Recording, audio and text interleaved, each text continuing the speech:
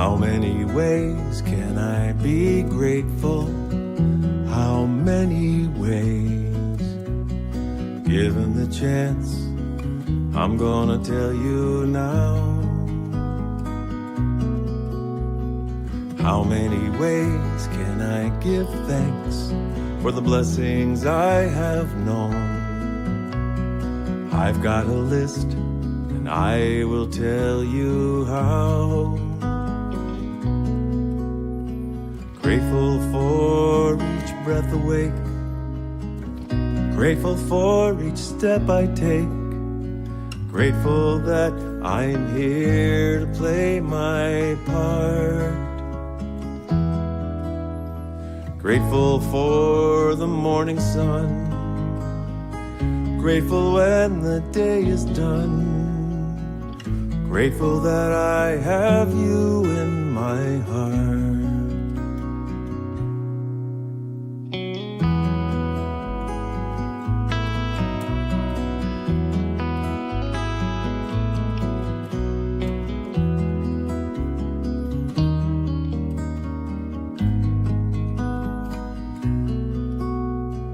Grateful for this universe, for the better and the worse. Grateful that this world keeps spinning round. Grateful for my memories, grateful for my hopes and dreams, grateful for the blessings I have found.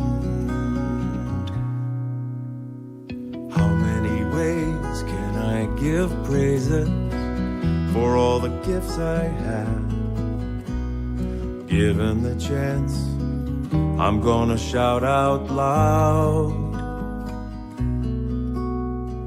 Grateful for each breath awake, grateful for each step I take, grateful that I'm here to play my part. Grateful for the morning sun, grateful when the day is done, grateful that I have you in my heart. How many ways can I be grateful? How many ways? How many ways can I be grateful? How many ways? How many ways can I be grateful? How many ways? How many ways can I be grateful? How many ways? I'm grateful now. How many ways can I be grateful? How many ways? I'm grateful now. How many ways can I be grateful? How many ways? I'm grateful now. How many ways can I be grateful? How many ways? I'm grateful now. How many ways can I be grateful? How many ways? I'm grateful now. How many ways can I be grateful? How many ways? I'm grateful now. How many ways can I be grateful? How many ways? I'm grateful now. How many ways can I be grateful? How many ways? I'm grateful now. How many ways can I be grateful? How many ways? I'm grateful now.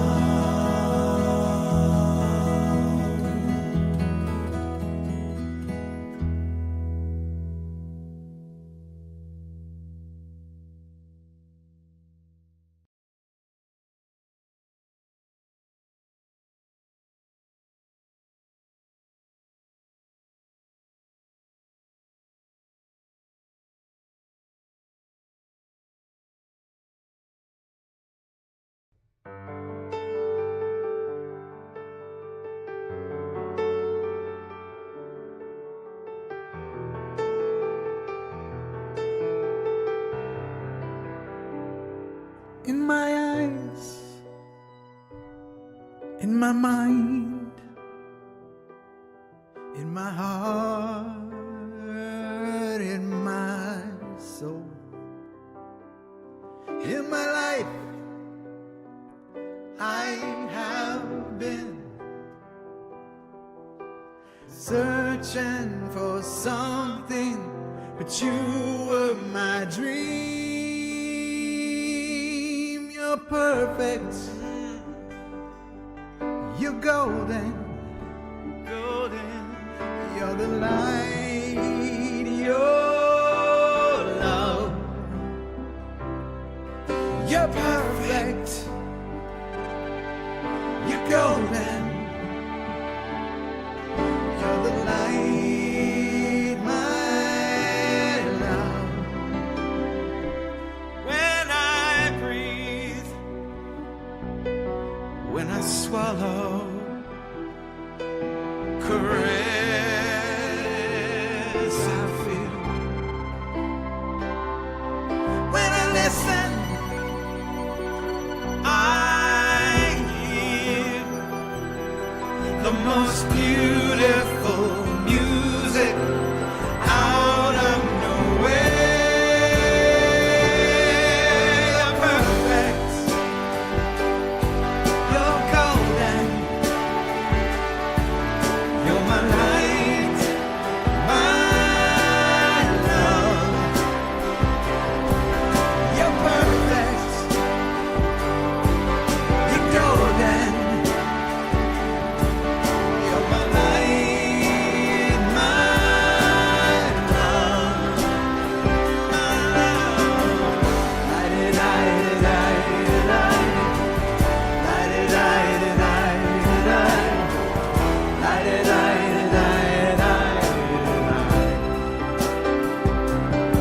When I'm sad and dark, shallow and in doubt. When I'm trying my best to put one foot in front of the other. You're perfect, you're golden, you're the light of my life, you're the love from forever.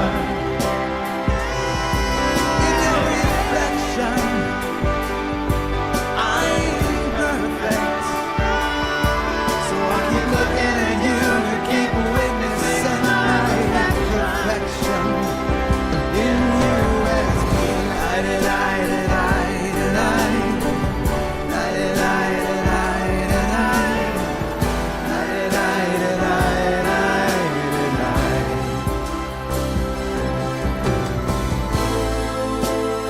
always there, never leave, holding me, set me free, guiding light, your empathy, confidence to express it as we.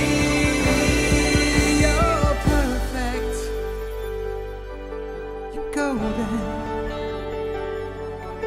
you're the light of my life, you're my love from forever. Your reflection, I'm perfect. So I keep looking at you to keep witnessing my perfection. In you as me.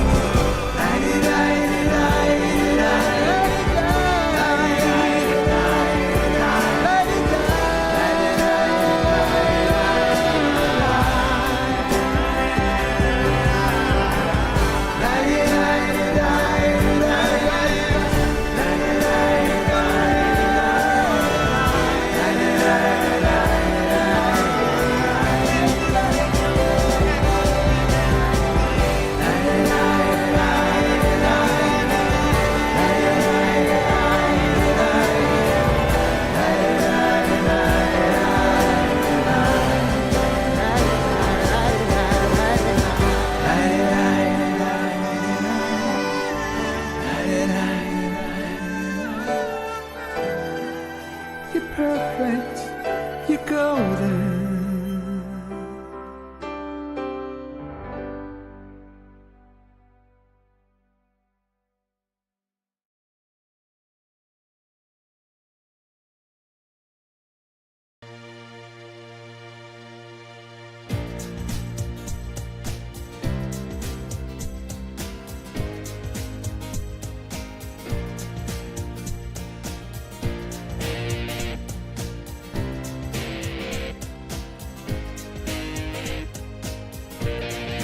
I'm in the right place at the right time. I am just where I'm supposed to be. I'm in the right place at the right time. I am just where I'm supposed to be. I'm in the right place at the right time. I am just where I'm supposed to be. I'm in the right place at the right time. I am just where I'm supposed to be. Oh, my soul is welcome here. Oh, my soul is welcome here. I am getting the message loud and clear. My soul is welcome here. Welcome to the People of Diversity Sunday service. We are a multi-faith community and we believe that there are many paths to one divinity. If you would like to learn more about our multi-faith endeavor or support us financially, please go to www.peopleofdiversity.org. Stay tuned for more announcements after the massage. Not massage. Message. Okay. Last week we were on the topic of courage with Rabbi Pat Hickman and Michaela Townsend. Really good. Both of them are amazing human beings. Today we have our Buddhist representative, Sensei Dave Vidito, and his musical accompaniment is Jennifer Farron. Next week, we will have Native American Will Davis and Andrew Bentham Riley. So that should be a really interesting duo on courage. Without further ado, we'll see you afterwards. Hi, Pod family. Jennifer Farron here. So great to be with all of you on this wonderful day where we are celebrating courage. And what is courage but faith? It's the ability to be able to transcend, which will be my next song, but it's the ability to transcend what the current reality may be and to know that we have that Christ potential and that strength within us at all times. God is in every single cell of our being. And so why wouldn't we be able to succeed and achieve and move forward with confidence and with faith? And yes, with courage. And so even though this song is an old traditional that sometimes is used at funerals because it is called It Is Well With My Soul, I thought this was very appropriate for the subject of courage because it's always the onus is on each of us to know, to be still and to know that we are filled with God's light and we are filled with the light of Christ. We are filled with the light of all of the love that is around us. And it's a matter of tapping into that. The late Pope Francis was fond of saying suffering is a choice. Freedom is a choice. And when we choose to pull from that inner strength and from that universal guidance that is all around us and within us and within every soul of our being, when we choose to tap into that, and when we're conscious of that and can tap into that, that's courage, right?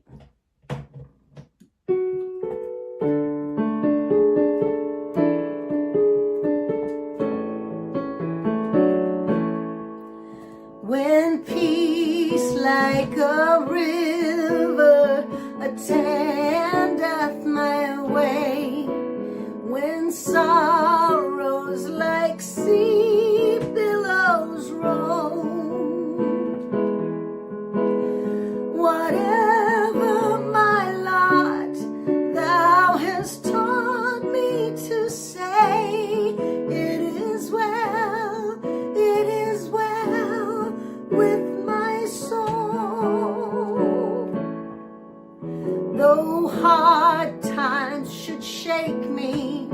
though trials may come, let this blessed assurance control that Christ has regarded my helpless estate, and his love now shall comfort my soul. It is well with my soul. It is well with my soul.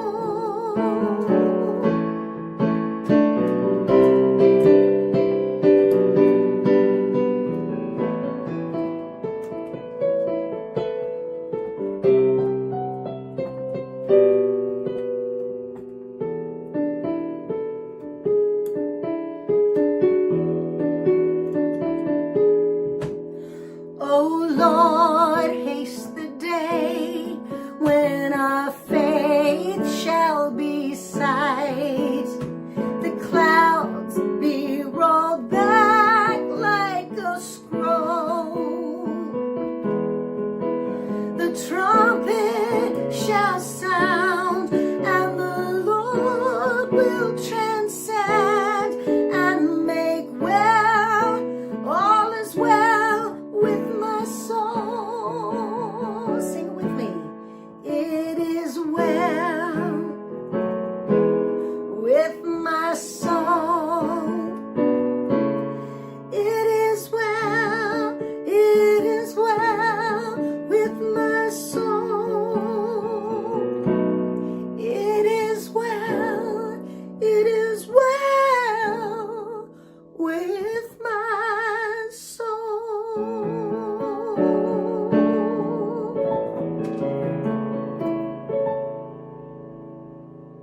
Go out there and be strong, be courageous, be brave. You have it within you.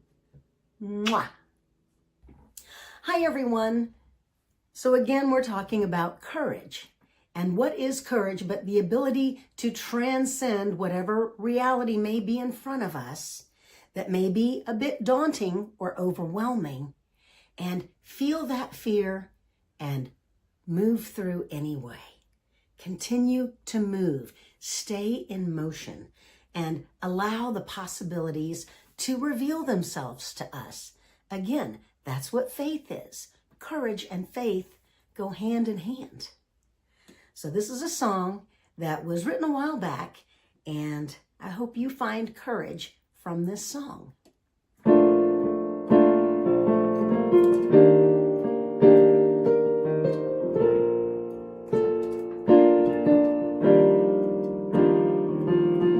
Living ain't easy, oh, sometimes it's hard, but it gets smoother the sooner we start trusting our instincts and living from love, feeling a power when things get too rough. We transcend, we transcend.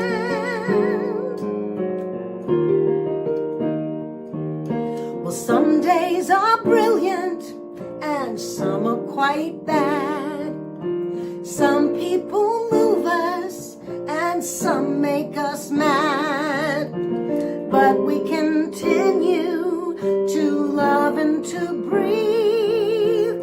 And before we know it, we finally succeed. We transcend. We transcend.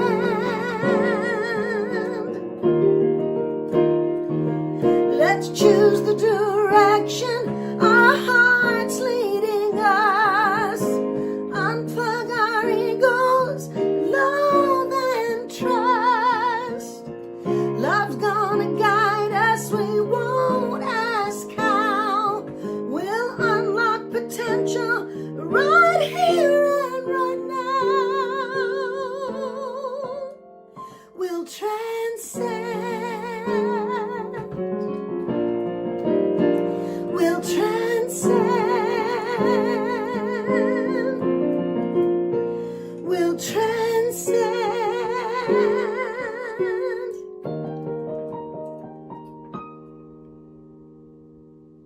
Transcend, feel the fear and do it anyway. Believe in yourself and know that that Christ potential is within you at all times. You can do it. And I love you. Mwah. Hello, Dave Vitito with Open Mind Zen, here today to talk about courage. And I can't help but say the word courage without thinking of Wizard of Oz, but I won't be talking about the Wizard of Oz today. I think instead I'm going to look at it from the perspective of core ideas behind Zen, or underlying Zen, is that Zen training is based on great faith, great doubt, and great determination. And all of those take courage. And there's different types of courage. So this is more of an internal courage. And I think many people come to Zen practice with difficulties in their life. They're having tremendous problems or suffering, or they have doubts, and they're looking for answers. And so ironically, they come to Zen, the practice that has more questions than answers. I haven't found definitive answers that work for everyone. Each of us is unique. Each of us has our own practice. Each of us has our own karma. And so each of us has to find our answers. And it takes a tremendous amount of courage to set aside the greed, anger, delusions, to really get at the core of what is this? Who am I? Actually, that's a practice within Zen, something called a huatu. It comes out of China. And there you're given a question. And usually this question has some sort of doubt associated with it. It could be something such as, who am I? Not to answer in a way where you're using a label, right? I am a fill in the blank, right? That's a label. Deeper than that. Who am I? Or who or what is asking the question? And you sit with this, and you get an answer, usually that comes up, and you examine it, and you realize, that's a label, right? That's an illusion. There's something deeper. So you set that aside, and you go deeper and deeper. And so it takes a tremendous amount of determination to do some of these practices. And the courage that what you uncover will be whole and beautiful and complete as it is. And this is where the faith comes in. Faith, listening to the teachers, listening to the people who have done these kinds of practices before, that although there's no answers there, there's an understanding of ourselves, an understanding of how we are interconnected and fit within this world, and how this holistic, big picture view of ourselves gives us comfort, gives us peace. And so this is the great faith, that this practice, we can perhaps not find answers, but in a sense, reach the point where those questions become less. They have less of a hold upon us. Less of a hold on us in the sense that we transcend them. So all of this takes courage. And so just looking at different aspects of this. Actually, I'll tell a story. So one of the things that I think had me gravitate towards Zen practice was the opposite of the great faith, the great doubt that I'm talking about here. When I was a kid, my parents, well, my father in particular, got involved with fundamentalism, Christian fundamentalism. excuse me, I got tongue-tied there, Christian fundamentalism. And I was a young kid. I was, my karma was such that I was going to be an engineer or a scientist. I was a logical, problem-solving kid. And so it was a bizarre experience to be a part of a religious group where questions were considered sinful, where they would read stories from the Bible and take them literally. And then the poor teenage Dave is sitting there checking his way through the story and realizing, well, this part doesn't match up this part. It's not self-consistent. And I know science doesn't agree with that. And so I was struggling, right? And so in order to fit within that community, I really had to shut down that part of myself. I had to shut down that part of myself that wanted to critically think. And I think we see that a lot in the more fundamentalist or Christian nationalist religions. And so my 20s was really a deprogramming phase for myself, where I had to, I got enough distance from this group that I gave myself permission to think for myself, gave myself permission to possibly disagree. And when I think of courage, that was, I think, my first moment of spiritual courage, giving myself permission to have doubts, giving myself permission to question, allowing that logical side to blend with that spiritual side. And so for me, that was a first step. And that was difficult. I think that phase of my life, I don't know, maybe 10 years to really deprogram myself. And I still consider myself a recovering fundamentalist. So courage, I think we all come from a different place. We all start in a different spot where we have this conflict. And we have to have the courage to find the right group, could be a spiritual group, have the courage to ask questions, the courage to be wrong. I think that's difficult for a lot of people, uncomfortable. The courage to not know. And this is something that I particularly love about Zen, because it's a fundamental of science in general. Although Zen and science come at it from a different perspective, it's okay to not know.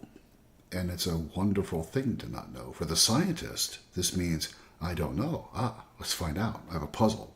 I have something to solve. There's something about the universe I don't understand. Let's try to figure it out. Right? That's the scientist. And from a Zen perspective, it's, I don't know. And that's okay. Because in Zen, in some ways, the questions, or in many ways, the questions are more difficult than science, because they're not things that I can then go off and do an experiment and definitively prove, right? Because you're asking questions such as, who am I? What is this? What is my place in the world? Looking back at the karma, all the things that brought you to this moment, looking at all the things that we can do as bodhisattvas in the world. So it's a different it's a different perspective, but it's still don't know mind. Don't know mind. And through Zen practice, you come to see this as a beautiful thing. It's a place of creativity. It's a place of openness. It's a place where possibilities exist. But I think for many, not knowing is troublesome. It takes some practice to get to the point where you're comfortable with not knowing. And if you look in the news today, or social media, or just around at people in general, you'll see people that are desperate to know. And when they don't know, there is a tendency to fill in the blanks. So you'll see conspiracy theories, left and right and left. This is that deep-seated need that we have to be safe, for things to make sense. And it takes genuine courage to say, I don't know. I don't know. So that's the thing that's really come up for me with this particular topic, is looking back at my childhood and that growing, and how now seeing and working with people and encouraging them to just be in that don't know mind, the mind of a child. Don't know mind is a curious mind. It's uncertain, can sometimes be uncomfortable, but that's where courage lies. Or that's where we can exercise our courage. So other aspects of courage that kind of come out of Zen practice, or that Zen will focus on, courage to face difficult emotions. I think a lot of us go through life bottling up what's going on, either unwilling to face what's really happening within ourselves, or our past, particularly if it's troublesome past. And so we, in a sense, dissociate ourselves from those difficult emotions, those difficult memories. And so it can take real courage to face that. And that's where another area where Zen practice, really sitting in contemplation, right?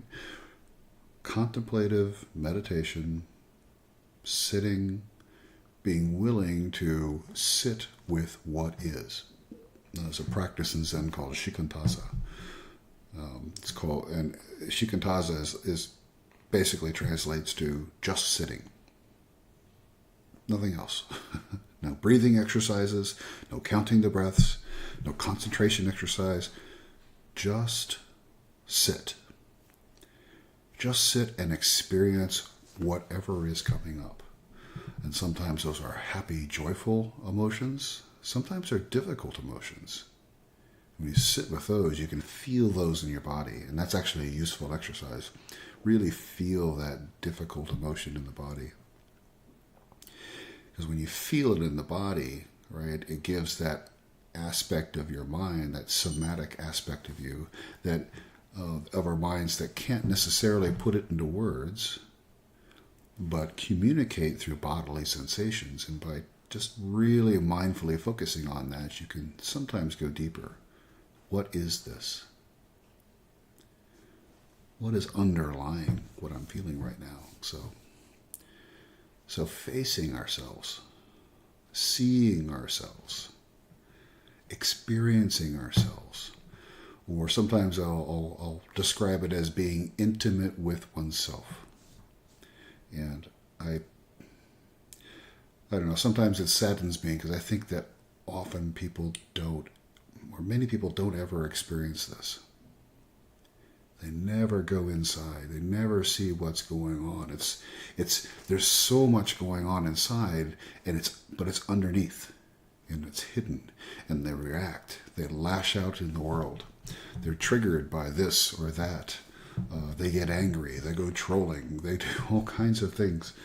But under that is pain, is trauma. And so the courage to really look at what is this? What's underneath? So we talked about great faith, determination, great doubt, acceptance, courage to accept yourself. I heard an interesting story about Ram Dass, famous, I think he was Hindu style. He wasn't Zen, but he was a great meditation teacher in the 60s, and very influential. And of course, being in the 60s, right, drugs were everywhere. So he was a heavy drug user, and later in life he kicked that habit. And I had read somewhere that this need to use still live with them, right? Once you've become an addict, I don't think you ever completely get rid of those cravings, and those cravings would come back for Ram Dass. And this is somebody who spent years and years meditating, and he'd gotten to the point where he would just say, when those feelings, those cravings would come back, he would say to himself, hello, old friend. I see you. Welcome. So he had learned to accept that part of himself, that part that was never really going to go away, but he saw it for what it was.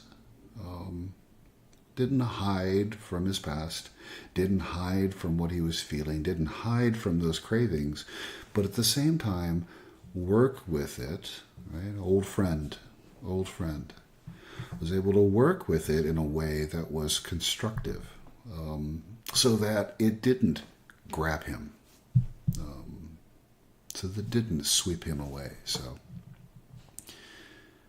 So acceptance. There's a vulnerability there to really accepting yourself as you are, good and bad. We are all horribly imperfect in our own perfect little way. So we have to accept all of that, and that takes courage. We can talk about habits, moral courage. That one gets particularly interesting nowadays, particularly with a lot of our government systems under threat. I don't want to turn this political, but there's some genuine problems that we have now. And so what is that in our country? So what do we do? What steps do we take? It's easy to be overloaded by what's going on and kind of shut down. So how do we find that space where we can take that courageous step forward and do what we think is right? So we have to embrace uncertainty. We have to find our practice, and this is Zen. And this is what courage. Courage is. I'm not sure if you could have a Zen practice without courage in some way. The great doubt. The great doubt, right? What is this? Who am I? And we sit with this, and we work with this. And the more we sit with it, and the more we work with it, the more comfortable we become in our own skin, the easier it is for us to see other people as they are, as they truly are, not as the triggered, angry, or selfish, people that we see in the world, but to see under, and we see under it because we are looking under ourselves. By truly understanding ourselves, having the courage to look under, we can see others as they really are. And when you see that, how can you not want to be a bodhisattva, be someone who wants to save all sentient beings? How can we not?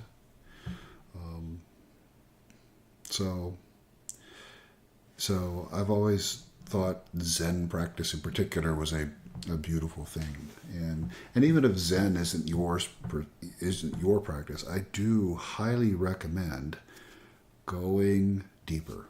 Find some sort of introspective practice.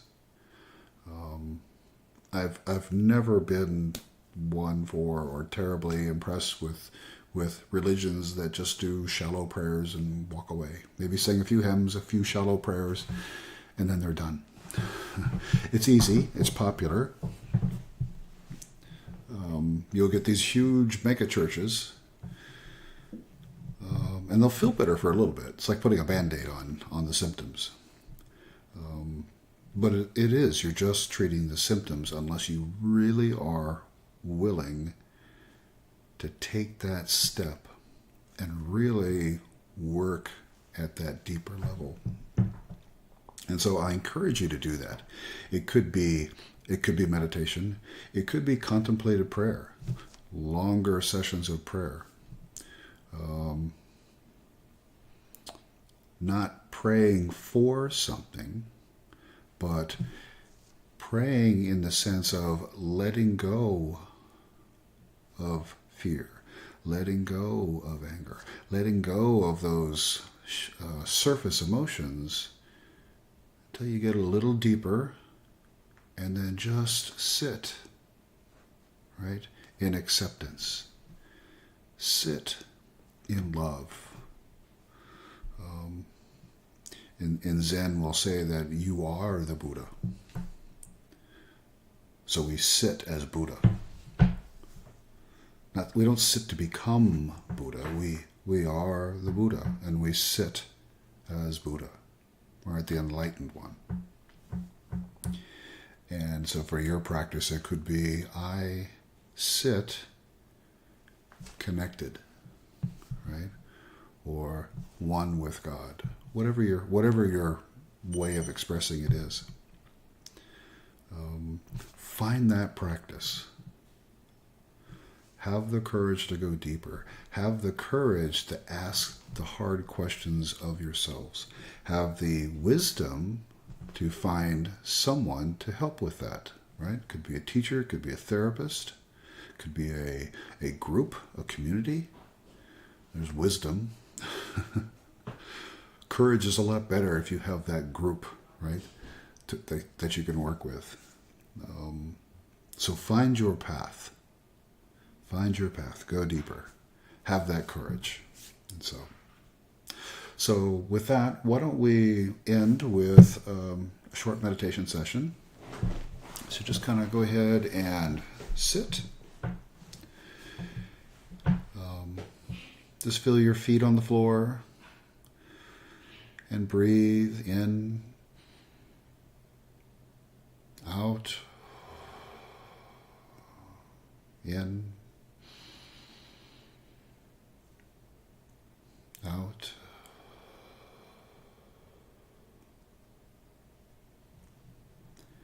And so let's just sit with this idea that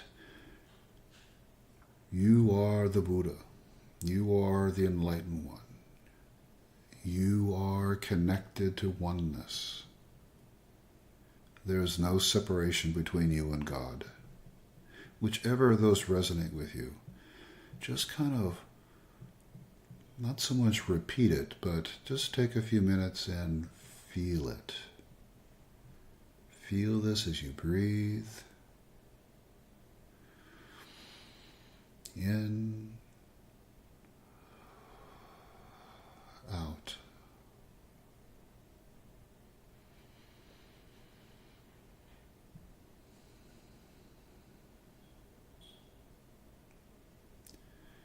And you feel it with all of your being, not just your body, not just your mind, not just your spirit, all of your being. You are awake, you are enlightened, you are connected.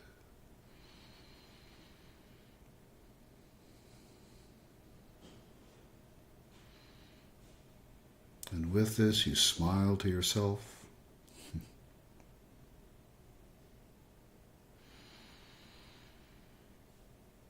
And a couple more breaths.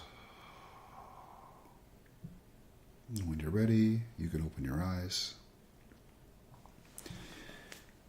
Peace be to you, and may you have a wonderful day.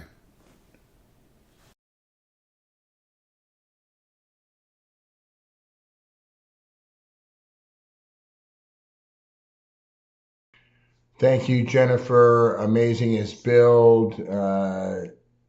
Thank you, Dave. Coolest Zen guy I've ever met. Thank you. You're always teaching too, so thank you for always opening that door for us. Mr. Lupo and team at PL Theatrical, Thank you for all you do. If you have any needs in the audiovisual department, whether it be live or virtual, please see them. They will take good care of you. Past services are available at the People of Diversity Facebook group and Facebook page for the exact 30 length days. of time. 30 full and complete days. That's If it. you would like to dive back and catch anything recent, you can do that on Facebook. If you want to dive into the last 5 years and over 210 different services, you can do that at the People of Diversity YouTube channel. You can also get notifications from all 3 of those if you are members or if you connect in and do the YouTube subscribe and hit the bell and all the things that the YouTube people tell you to do. If you do those things, you'll get a little ding whenever we have a service come up, which is every Sunday at 10:30. Second broadcast, Sunday night, 5:45 on Facebook Live. It's not on the YouTube. Whoa. Okay. Our next live event is tomorrow night, June the 2nd. It's at the Unitarian Universalist Friendship Fellowship in Rockledge from 7 to 9 p.m. And our dear friend and business advisor, Shannon Procyse, will be doing a Dare to Live meditation. Scott's done it before, and he's promising it's going to be amazing. So you need to bring a pillow. No pressure, Shannon. No pressure. Bring a pillow, a mat, a blanket, or whatever you need to be comfortable lying down for a while on your back on the floor. Bring something to write in, like a journal or a notebook, and a writing utensil. So the meditation will be followed by time to contemplate, journal, and share. So this is going to be an amazing event. Join us. It's going to be really good. So join us for that. If you or your business would like to sponsor one of our live events, we do live events on the first and the last Monday of every month at the UU Church in Rockledge. And you can sponsor us by donating $50 to pay the rent that we pay there for an evening service. Contact us at newwaypod@gmail.com. And Shannon's Dare to Live meditation tomorrow night is being sponsored by Kathy Johnson. She's a realtor with the Zoom Realty Group. But I didn't know this. Kathy is also a Peruvian trained shaman, which is amazing. And she helps her clients heal their emotional wounds using energy work. And she combines her realty talents and her shaman talents to assist homeowners and buyers in a really good way. So see you tomorrow night. Yeah. Our U.S. state today is Idaho. Taters. No, there's a lot more to Idaho than potatoes. That's, yeah. Such as, it's the whitewater capital of the U.S. I never would have thought that. I don't think of that being Idaho, but the whitewater capital of the U.S., and it has the deepest canyon in North America, Hell's Canyon, the deepest one. It's deeper than the Grand Canyon, so pretty cool. So let's hold the people of Idaho in our hearts, sending them our thoughts of continued beauty and prosperity, and say these words together. May peace prevail in Idaho. May peace prevail on earth. May peace prevail in me. Thank you. Next week, we continue the series on courage with Grandfather Will Davis, our Native American representative, and Andrew Bentham Riley, our Canadian representative.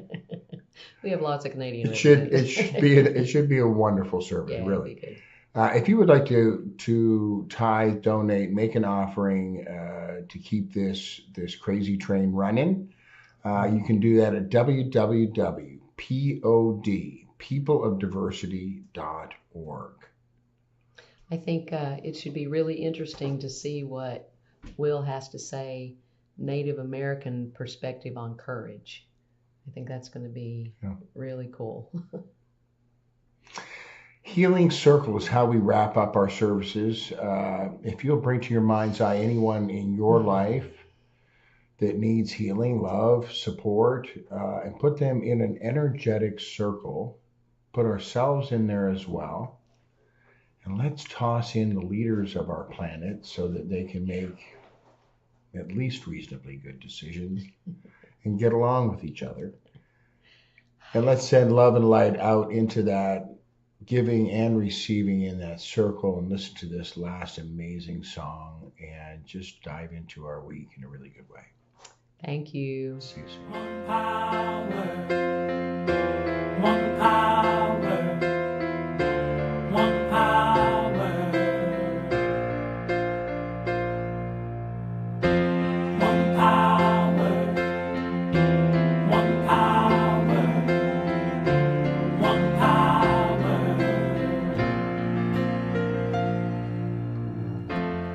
There's one power invisible, and you see it everywhere and every day. One power indescribable, and you speak of it with every word you say. Mysterious until you know the truth, as simple as the love inside of you. Call it God, call it Spirit, call it Jesus, call it Lord, call it Buddha, Baha'u'llah, angels' wings or heaven's door. But whatever name you give it, it's all one power, can't you see? It's the power of